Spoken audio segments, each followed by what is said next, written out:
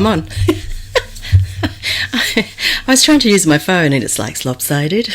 I'm used to using it the other way. Hi, Liz here, and welcome to my channel. And I'm just starting on here, so I'm a bit awkward at the moment. As you might have seen in my opening video, I'm going to be talking about being an older, mature woman in her 50s, going through menopause and going grey, and my curly hair, and just like all those things that we face as we mature and we're no longer 25. Something which I am not anymore. And it's taken some years to accept the fact that my body does not do the things that it used to do when I was 25. You sit down too long, and when you get up, it's like, oh my God, my back, oh my God, my knees, everything it's just not working as it used to. And neither is my face or my hair. And that's what I want to talk about. It's just all those things that have changed, and how we deal with them, and just make ourselves feel better about ourselves, and all those things that crop up in your head about your insecurities. I mean, my insecurities are, oh God, I've got so many. It's the wrinkles that are appearing on the face, it's the grey hairs, it's the thinning of the hair. So I'm thinning on my hairline. That was such a shock. That's only happened during COVID. Excuse me doing this. My hair's in a messy bun today. Well, not bun, but pineapple, because it's one of those days. I'm due to wash it, but I'm not doing that till tomorrow morning. So I'm looking like this. And you see, curly girls, you can wear your hair up in a messy thing, and it looks just as fabulous. Although mine's more messier because I've been doing housework. So coping with being 54, knowing that half your life is gone, that your body doesn't move as it should anymore, that all the ailments that you were slightly getting when you were younger suddenly like compounding. You need your sleep more than you used to. I remember I used to go out 4 nights a week clubbing when I was young.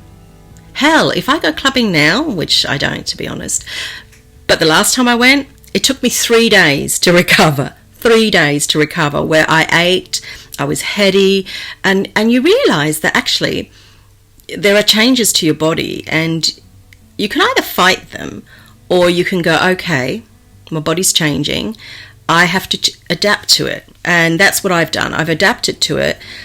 Don't give up. I know some people do give up and they go, oh, I just can't do it. I have some days like that. But on the whole, I'm like, well, my mind is I'm still young in my mind, and I'm still young at heart. So you don't have to get old and feel that way. You just have to adapt and be prepared is more the thing. I think ideally you need to keep a level of fitness up during your life. Unfortunately, I developed fibromyalgia. It really started manifesting in me in 2012.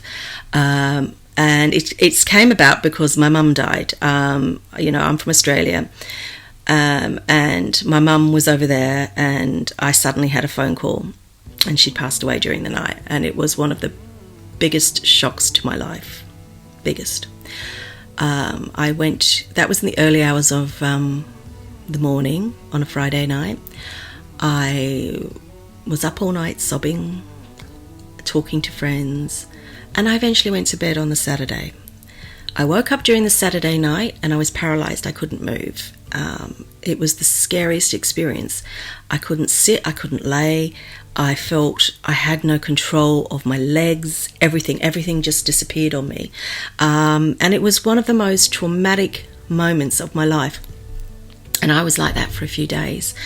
I was then given medication to help me with the pain. And then it sort of seemed to ease up, and I had to fly out to Australia a couple of weeks later for my mum's funeral, and I was suffering terribly with pain and walking anything, and I didn't know back then what it was. I just thought, oh, what have I done? I've pulled something, but I didn't know what it was. And they were concerned about me at the doctors, and they actually wanted me to go in for a scan. And I was like, I'm flying out to Australia. The day I was flying out to Australia, they wanted me to go in for a scan. I said, I'm sorry. I'm just not. I'm going to my mum's funeral.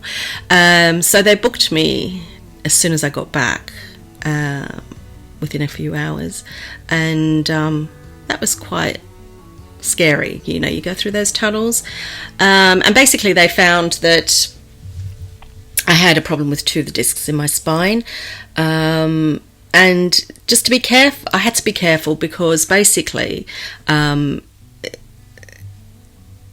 anything could happen, you know. I mean, with a spine, you can't be sure what's happening. But anyhow, they gave me medication, you know, for the pain and all that. In hindsight, it continued for a long time, and I just accepted that it's just my back. I noticed that things like my neck were hurting, my shoulders were hurting. I would disappear during the day. I mean, not disappear physically, but my mind. I would just disappear into a thought or whatever. I'd go to work and I'd sit there and I couldn't cope with people talking. I found it very hard. Whereas I love talking, but I found it very difficult when people were talking around me. I couldn't concentrate on what I was doing. So that became very, very difficult.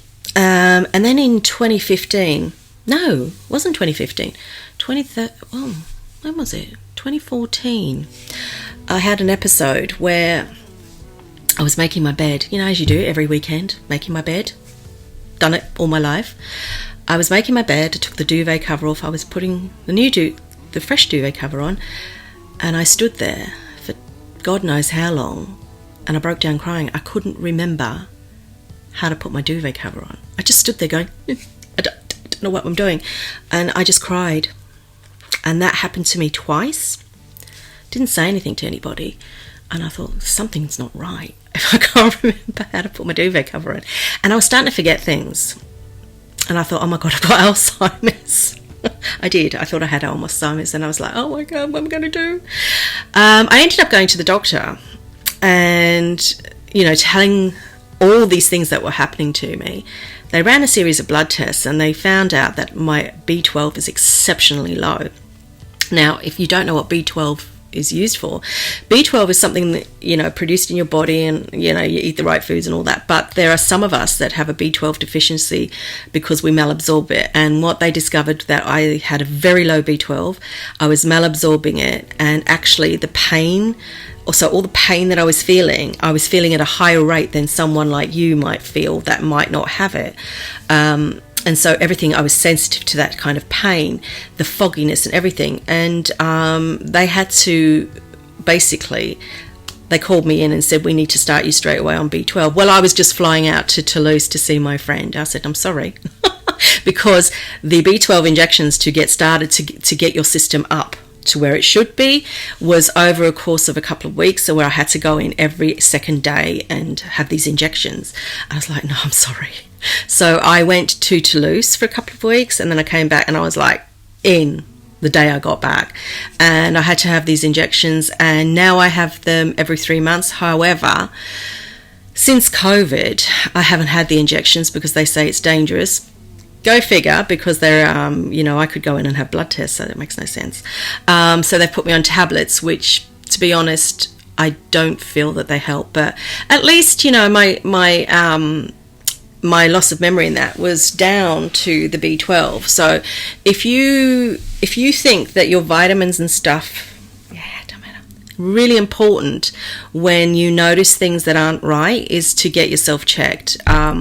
If I'd have carried on like that, the pain would get worse. I mean, the pain, to be honest, I still have a lot of pain, but your B12 has something to do with your nerve endings, and it does help towards that. And also I'd have become very anemic, and the brain fog that I was getting, because I'm obviously suffering from fibromyalgia, was really bad. And so all of this compounded together, I'm so glad that I went and did that, because I hate to think where I would be right now, this minute, because I very nearly didn't, because I felt stupid, and I thought, well, I've just got to accept old age, and yeah. So anyhow, I still had pains, and they were concerned. Then they said, doctor came up with fibromyalgia and put me on medication. I was on what is it called? can't remember what it's called. Amitriptyline. Oh my God. I was put on that. Oh, because I couldn't sleep. See, the thing with fibro is you don't sleep very well, and you wake up every day and you just feel exhausted.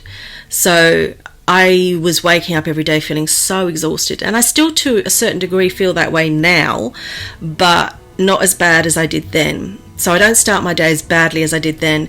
So they put me on amitriptyline to help me sleep, which it did. It knocked me out. But what no one told me was that actually it puts you right out, and unless you've got alarms on, you didn't wake up. So I started taking it, and it was the weekend, and honest to God, the first night I woke up at 1 o'clock a Saturday afternoon. I was just like, what? Yeah, and I was on that for about a month, and actually for about a month I deteriorated. I was walking around, I had really dark circles under my eyes. I looked like I hadn't slept for years, yet I was sleeping so much. I was completely exhausted. I'd go to work and I wouldn't function with my brain till about 11:30 in the day. That was actually when I woke up. So it wasn't doing me any good. Then I was put on another drug called nortriptyline. Helped, but my body seemed to become used to it, and I thought, well, so I went back. And we have an American doctor at our surgery now, and she was just like, hang on a minute, you've been diagnosed with this and you haven't even been checked. I never thought about that. So she sent me to an arthritic specialist, consultant at the hospital, who did all his checks and talked to me, and he came up with the diagnosis of fibromyalgia. He said, it's really important that a specialist, so don't ever be flinged off with your GP who says you've got fibro. They don't know, and even my GP that's referred me, she said, we don't specialise, you need to see a specialist, and that GP should have sent me to see a specialist to rule out that there wasn't anything else. And I thought that made sense.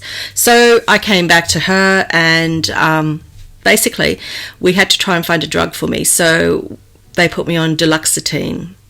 Now, all of the other drugs that I took, you took at night before you went to bed. So I thought that's what you do, and that's what they said at the pharmacist. You take one at night. I didn't sleep for a week. I did not sleep for a week.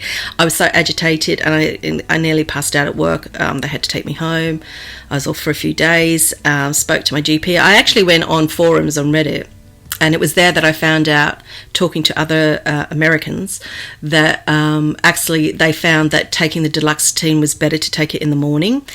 And so I left it a few days and didn't take it. And oh my God, don't ever do that.